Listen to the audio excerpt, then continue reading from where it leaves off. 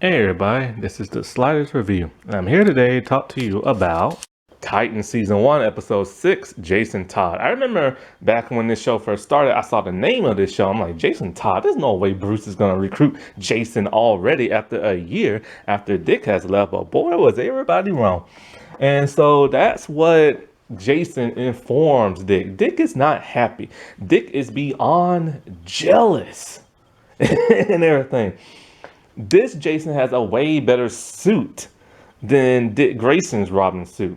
Because the problem with Dick's suit is that the arms are too bulky and stuff.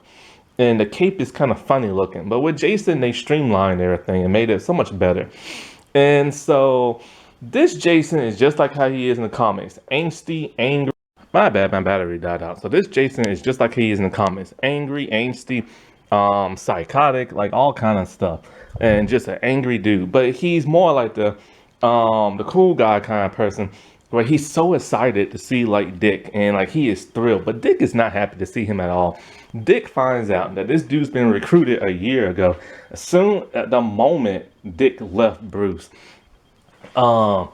He finds out how Jason found him. There's a tracking device in Dick's arm, same as Jason and everything. And so like Dick had no idea, and he is furious about that Bruce did that to him. And so like what is it? So he also finds out that his suit is better equipped than his is, made by a different material that's stronger and stuff. He also finds out that Jason gets to drive the Batmobile, something Dick never got to do. And all those years, even the adult years, he never was able to drive the Batmobile. And so they have the employer of the nuclear family. So they have to stash him someplace. Jason's all like, oh, I know the perfect place. Now they're in Chicago right now. Bruce has all of these like Wayne Enterprises safe houses placed like all over the world. And Dick did not know that. But Jason did. And so when Dick uses his retinal scan to like open up the door, it will not work for him. So Jason has to use it. Boy, Dick is just not happy. Now I will say, seeing two Robins together is totally awesome. Robin's always been one of my all-time faves. It's cool seeing them hold the briefcases, that holds their suits together. It's just a nice moment. So Jason, like I said, he's like just worshiping the crap out of like Dick, and like he thinks it's like the coolest thing. He gives him like the fist bump, but Dick doesn't want to do it at first, but then he does it. Dick later takes the tracking unit out of him and tells Jason, like, you know, you got this dude, tell Bruce, I'm out of here, and once you're done, take your tracking unit out and leave Bruce. But Jason doesn't want to do that. Jason loves the idea of beating up bad guys and dressing up as Robin. And Dick wants to know, why did you take up my, like, mantle and everything? And he said, like, dude, every young person wants to be Robin. Like, you're the dude, you know what I'm saying? And so he tells him this life is not a good life. It's a dangerous life and everything, but Jason doesn't care. And so Jason lies and tells him that Bruce sent him to find Dick and everything, because he wants to know why. When he's about to leave, and he tells him, look, dude, you can't leave because I was here sent on a mission and everything. And that mission being is that all of Dick's old friends from the circus are now dead, except for like one. And Dick is distraught because when his family died, the circus people was the last remaining family he had next to Bruce. And now his circus family is all dead. And now we see nice flashbacks of how Dick, because see, the flashback of young Dick Grayson was just as mean in origins as the one here in the show. But it was nice to see him hanging around all the circus people, having a great time, bouncing around, and it showed that at one point he was a happy-go-lucky kid and stuff, you know. But the death of his parents changed him forever and stuff. And so like he sees that one is still alive and he's trying to track this dude down. Now the last guy who's alive is named Clayton. He is the strong guy from the circus. When Dick calls him, he can't get no answer. So him and Jason are about to go to his last known address until the others show up. They have now found Dick. And it's funny because like Gar, he's all like, dude, you have two briefcases for your suit. He's like, no, one's for Jason. He's like, what? You're Robin too? There are two Robins? And everything. So of course that annoys Dick even more. Um, Jason tries to bond with the group, but Dick doesn't give him time to. And so like they head out to find Clayton. Clayton is now a security guard who works for like a nightclub. And so as he's getting ready, Dick and them are going to the nightclub on which he works at. Now, one thing that really does bug me about this episode is kind of hard to tell when an actual and like a real-time scene happens in a flashback, all because they keep using that same blue filter for everything. However, flashbacks are a little bit more grayish blue, so it helps a little, but sometimes you get confused and stuff. So all the flashbacks mainly have to do with young Dick and like Clayton. And like how, like Clayton said, like, like I said before, Bruce will give you a better home than me, because if you had me, you'd be like poor and stuff like that. Then there's a scene where Dick is a cop, or maybe he's not a cop, I don't know. But he goes down to the police station because something has to do with Tony Zuko. And he finds out they're about to let him go because I guess he gave out information about Maroney and his people. And so that pisses Dick off. So they're going to do like a transfer and everything. Well, Dick is going to stop that transfer. In his Robin suit, he goes there and he stops the convoy. And so he takes Zuko out and he beats the living snot out of him. And then he tells Zuko, well, Zuko asks, why are you doing this to me? He's all like, because you murdered my parents. And then like Zuko knew exactly who he was. He's all like, Grayson. But then this is the thing. How did he know it was him? Because like, this is the older Dick and everything. So like, Zuko has probably killed many people's parents, you know what I'm saying? But, convenience plot armor and stuff. So he, like I said before, he beats the snot out of him. And then all of a sudden, Maroney's people come in. And they come in with these, like, acid, like, bullets and stuff, which they use to kill people. And so, like, they shoot at them. And then Dick lets them literally murder Zuko and everything. He takes so many rounds in the chest and you see like green smoke coming from his body and stuff. And so of course he's annoyed because he wanted to murder the dude instead. But they get to the nightclub and of course Jason can't get in because he's underage and his fake ID is not working. So Dick goes in there and he finds Clayton. They talk, they bond. He gives him a giant bear hug and everything. And Clayton said, like, I'm very proud of you, man, because, like,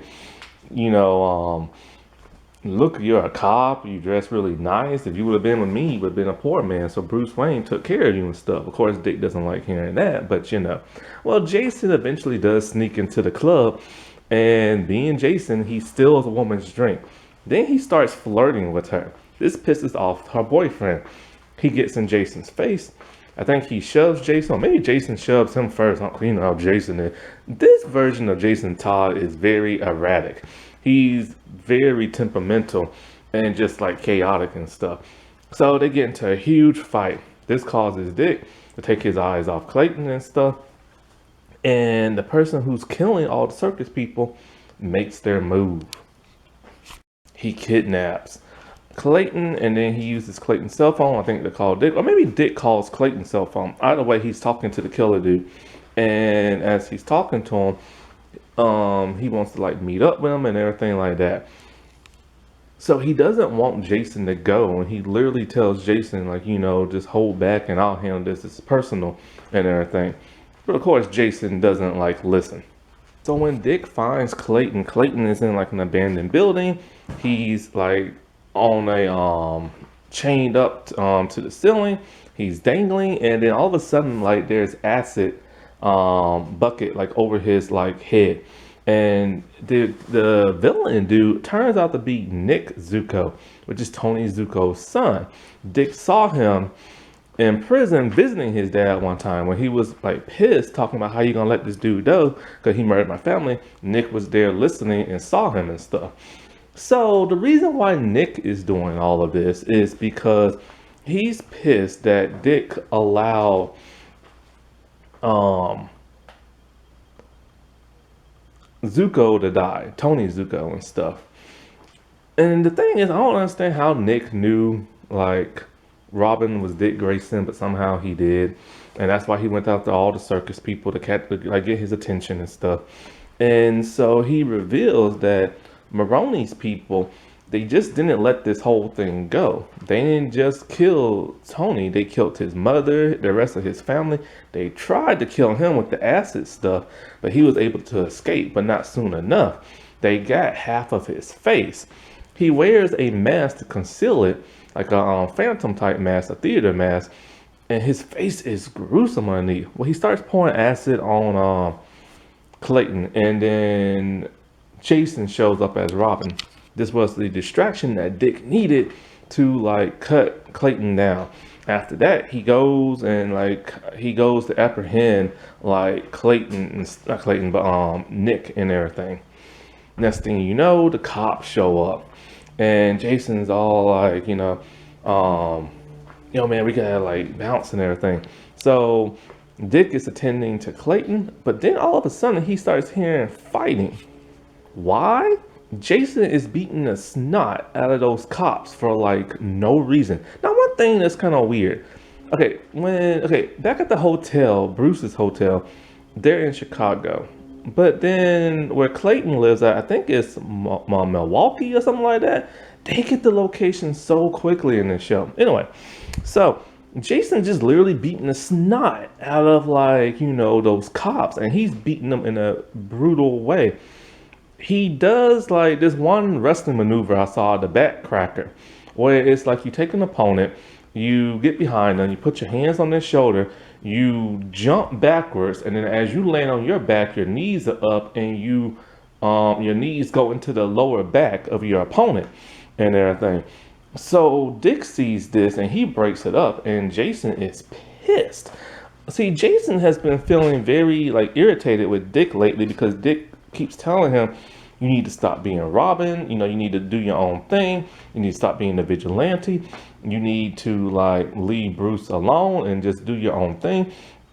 And Jason always looks at him with resentment every time he says that. It feels like he's being shamed for no reason, and he's not part of the family and stuff. And Jason literally tells him because the thing when they was talking, when they was heading to the club, Jason tells him, he's been living on the streets before he met Bruce. He tried to steal the hubcaps from the Batmobile, which is, something from the comics, and talking about, and then he tells Dick, these cops beat me up every night, so now I'm returning the favor and everything. And he's all you don't do things this way. That's not how it's meant to be and everything. And Jason tells him screw that, man. I love being Robin. I love going into the night. I love beating bad guys up and giving them their due and all this other stuff. And he's all, and so this Jason, if you think Dick is rough around the edges, Jason is literally just angsty, psychotic and everything. And so then he leaves Dick, and then as he's leaving him, he's kicking some more of the police officers and stuff. And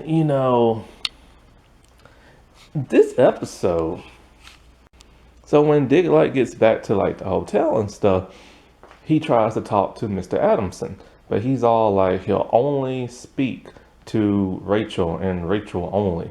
And he tells him that he's part of an organization that works for her father and stuff. So that's in the next episode.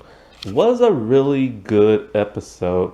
It had a lot of action, some really cool dialogue. We get to see two Robins at the same time.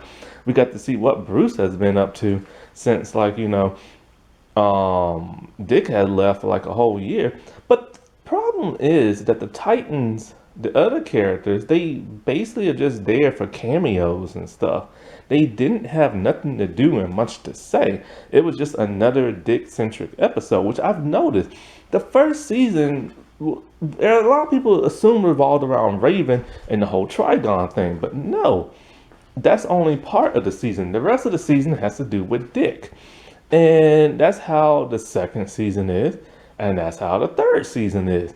This is basically the Dick Grayson show, you know what I'm saying? But it's called Titans and stuff. Cause he gets so many like backstories, it's like unreal. And there's only a few episodes left, and they mostly center like around him. Alrighty, well I'll talk to y'all later. Bye.